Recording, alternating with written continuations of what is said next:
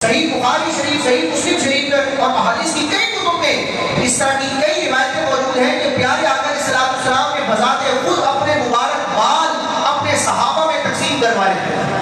اور پھر صحابہ کرام کا بھی یہ انداز ہمیں حدیثوں میں ملتا ہے کہ ان مبارک بالوں کے ذریعے وہ خود بھی برکت حاصل کرتے تھے اور اس کے مبارک پانی کے ذریعے اپنے مریضوں کے لیے بھی شفا اور برکت حاصل کیا کرتے تھے۔ ایک روایت میں آپ کے سامنے بیان کرتا ہوں۔ چنانچہ حجۃ الوداع کا موقع تھا،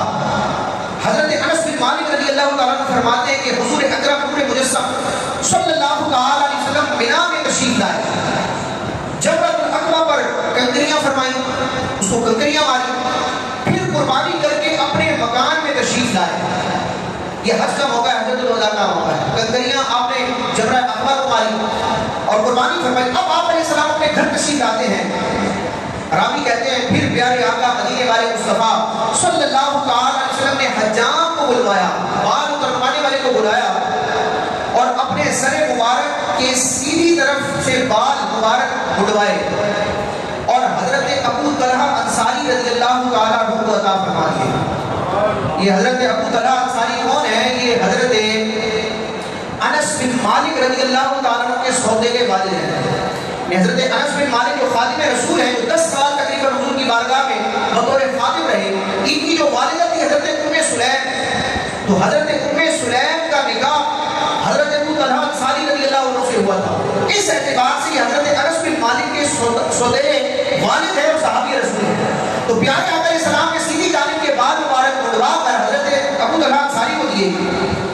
پھر دل کی جانب، جس کو الٹی سائڈ کہتے ہیں، بائیں سائڈ کہتے ہیں، لیکن عشق و عرب کا انداز ہوتا ہے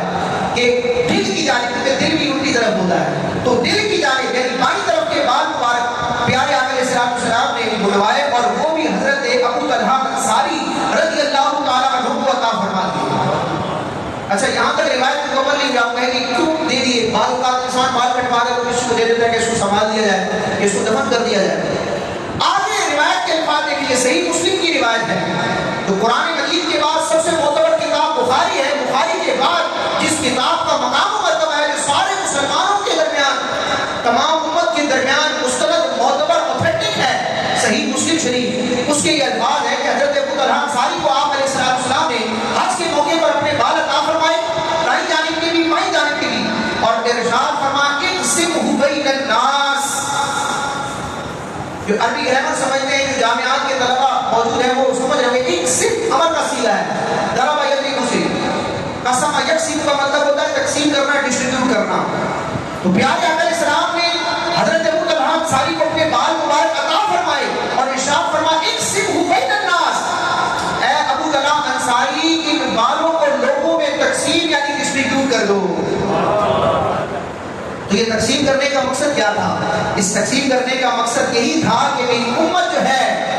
وہ میرے بالوں کی برکت لے۔ آپ کہیں گے اپنی طرف سے کہاں کہہ دو، میں آپ کو ریفرنس پیش کرتا ہوں، شارحین نے اس کا یہی معنی بیان کیا ہے کہ اس سے پیارے آقا علیہ السلام کے بال مبارک سے تبرک کا عقیدہ ثابت ہوتا ہے۔ چنانچہ شرح زرقانی میں علامہ زرقانی رحمۃ اللہ تعالی علیہ فرماتے ہیں کہ رسول اکرم نور مجسم صلی اللہ تعالی علیہ وسلم نے اپنے مبارک بال، اپنے منہ مبارک صحابہ کرام میں اس لیے تقسیم فرمائے، لوجک کیا ہے؟ اس لیے تقسیم فرمائے کہ وہ ان میں بطور برکت اور یادگار رہے، اور اسی سے گویا کہ اللہ کے آخری نبی صلی اللہ تعالی علیہ وسلم نے اپنے قرب وصال کی طرف اشارہ فرما دیا تھا۔ یعنی حجۃ الوداع کے کچھ ہی ایام کے بعد آپ علیہ السلام نے دنیا سے پردہ فرمایا، تو گویا کہ یہ ایک اشارہ تھا کہ اب بظاہر پیارے